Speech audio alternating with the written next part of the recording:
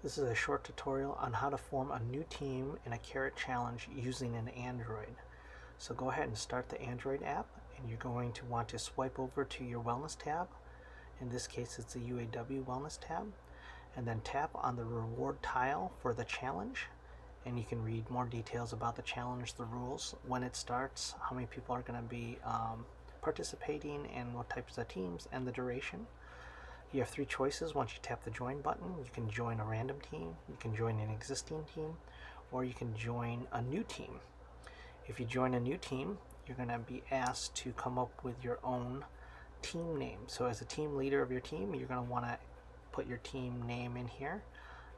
In this case, it's called the Step Brothers, I believe.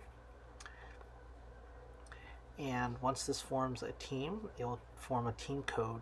So once you go back into the reward tile, you'll be able to share that team code with your teammates for them to add to an existing team. So once you tap on the reward tile, you'll be able to see the team code right there.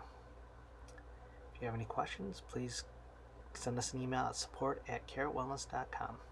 Thank you.